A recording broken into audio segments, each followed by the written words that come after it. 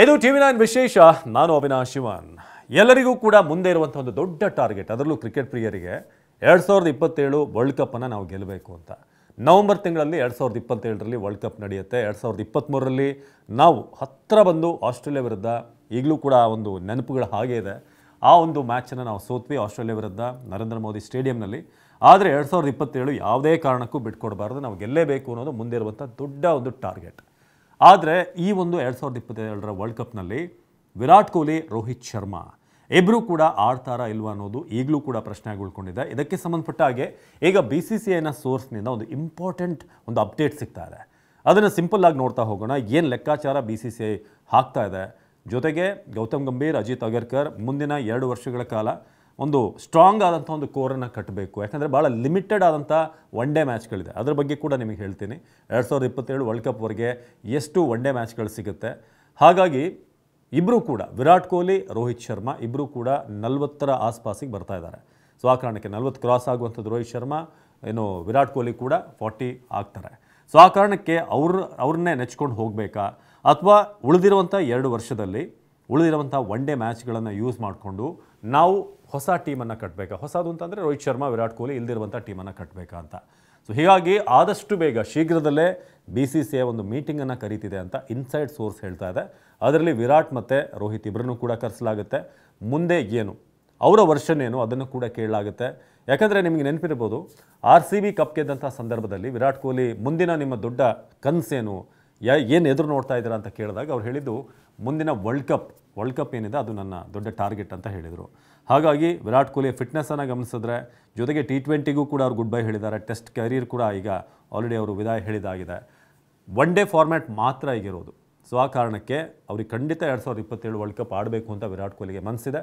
ಹಾಗೆ ರೋಹಿತ್ ಶರ್ಮಾಗೂ ಕೂಡ ಖಂಡಿತ ರೋಹಿತ್ ಶರ್ಮಾ ಒನ್ ಡೇಗೆ ಮಾತ್ರ ಉಳಿಸ್ಕೊಂಡಿರೋದೆ ಬಹುತೇಕ 2027 ವರ್ಲ್ಡ್ ಕಪ್ಪನ್ನು ಆಡಬೇಕು ಅನ್ನೋ ಆಸೆಯಿಂದ.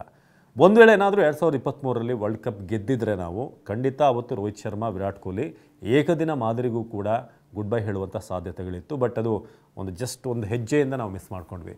ಹಾಗಾದರೆ ರೋಹಿತ್ ಶರ್ಮಾ ಮತ್ತು ವಿರಾಟ್ ಕೊಹ್ಲಿ ಅವರಿಗೆ ಎಷ್ಟು ಮ್ಯಾಚ್ಗಳು ಸಿಗುತ್ತೆ ಅದನ್ನು ನೋಡ್ತಾ ಹೋಗೋಣ. ಯಾಕಂದರೆ ಮುಂದಿರುವಂಥ 2 ವರ್ಷದಲ್ಲಿ ನಮಗೆ ಸಿಗುವಂಥ ಒನ್ ಡೇ ಸೀರೀಸ್ಗಳೆಷ್ಟು, ಯಾವ್ಯಾವ ದೇಶಗಳಿಗೆ ನಾವು ಹೋಗ್ತೀವಿ ಅಥವಾ ಯಾವ ಟೀಮ್ ಮೇಲೆ ಇದೆ ಅಂತ.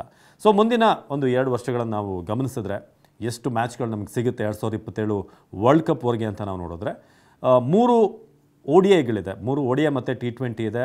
ಆಸ್ಟ್ರೇಲಿಯಾದಲ್ಲಿದೆ ಮುಖ್ಯವಾಗಿ ನಾವು ನೋಡೋಣ. ಇನ್ನು ಆಸ್ಟ್ರೇಲಿಯಾ ವಿರುದ್ಧ ಅಕ್ಟೋಬರ್ನಲ್ಲಿ ನಾವು 3 ಒನ್ ಡೇ ನಾವು ಆಡ್ತಾ ಇದ್ದೀವಿ. ಅದೊಂದು ಸಿಗುತ್ತೆ ನಿಮಗೆ, ಅಲ್ಲಿ 3 ODI ಸಿಗುತ್ತೆ. ಸೊ ಅದಾದಮೇಲೆ ನಾವು ಸೌತ್ ಆಫ್ರಿಕಾ ವಿರುದ್ಧ ನವಂಬರ್ನಲ್ಲಿ 3 ODI ಆಡ್ತೀವಿ. ಇದೇ ವರ್ಷ ನವಂಬರ್ನಲ್ಲಿ 3 ODI. ಅದಾದಮೇಲೆ ಮತ್ತೆ 3 ODI ಬರುತ್ತೆ ನ್ಯೂಜಿಲೆಂಡ್ ವಿರುದ್ಧ ಡಿಸೆಂಬರಲ್ಲಿ. ಅಲ್ಲಿಗೆ 9 ಒನ್ ಡೇಗಳು ಸಿಗುತ್ತೆ. ಆಸ್ಟ್ರೇಲಿಯಾ ವಿರುದ್ಧ, ಸೌತ್ ಆಫ್ರಿಕಾ ವಿರುದ್ಧ, ನ್ಯೂಜಿಲೆಂಡ್ ವಿರುದ್ಧ. ಸೊ ಅದಾದಮೇಲೆ ಒಂದು ಸ್ವಲ್ಪ ಗ್ಯಾಪ್ಗಳಿದೆ. ನಾವೊಂದಷ್ಟು ಸೀರೀಸ್ ನೋಡ್ತಾ ಹೋದರೆ ಅಲ್ಲಲ್ಲಿ ಈ ಪ್ಲೇಯರ್ಗಳು ಏನು ಆಡ್ತಾರೆ ಇದೆಲ್ಲವೂ ಕೂಡ ಒಂದಷ್ಟು ಆ್ಯಕ್ಟಿವ್ ಆಗಿರಬೇಕಾಗುತ್ತೆ. ಏನು T20, ಒನ್ ಡೇ, ಟೆಸ್ಟ್ 3ರನ್ನು ಹೆಚ್ಚಾಗಿ ಆಡ್ತಿರೋಂಥ ಪ್ಲೇಯರ್ಗಳನ್ನು ಕನ್ಸಿಡರ್ ಮಾಡಬೇಕು ಅಂತ ಈಗ ಗೌತಮ್ ಗಂಭೀರ್ ಹಾಗೆ ಅಜಿತ್ ಅಗರ್ಕರ್ ಪ್ಲ್ಯಾನ್ ಮಾಡ್ತಾ ಇದ್ದಾರೆ. ಅಂದರೆ ಒಂದಷ್ಟು ಗ್ಯಾಪ್ ತಗೊಂಡು ಮತ್ತೆ ಕ್ರಿಕೆಟ್ ಆಡೋದು, ಮತ್ತೆ ಗ್ಯಾಪ್, ಇಂಥ ಪ್ಲೇಯರ್ಗಳನ್ನು ನಾವು ವರ್ಲ್ಡ್ ಕಪ್ಗೆ ಕನ್ಸಿಡರ್ ಮಾಡೋಕ್ಕಾಗುತ್ತಾ ಅಂತ. ಆದರೆ ವರ್ಲ್ಡ್ ಕಪ್ ಅಂತ ಒಂದು ದೊಡ್ಡ ಟೂರ್ನಮೆಂಟ್ನಲ್ಲಿ ರೋಹಿತ್ ಶರ್ಮಾ, ವಿರಾಟ್ ಕೊಹ್ಲಿ ಅವರಂಥ ಎಕ್ಸ್ಪೀರಿಯನ್ಸ್ ಬೇಕಾಗುತ್ತೆ. ಸೊ ಆ ಕಾರಣಕ್ಕೆ ಏನಾದರೂ ಅವ್ರನ್ನ ಉಳಿಸ್ಕೊಳ್ತಾರಾ, ನಂಬರ್ 1. ಎರಡನೇದಾಗಿ ನಾವು ನಿಮಗೆಲ್ಲ ಗೊತ್ತಿರೋ ಹಾಗೆ 2007ರಲ್ಲಿ MS ಧೋನಿ ಅವರ ಒಂದು ಸಾರಥ್ಯದಲ್ಲಿ T20 ಹೋಗಿ ಗೆದ್ದು ಬಂದಿದ್ವಿ.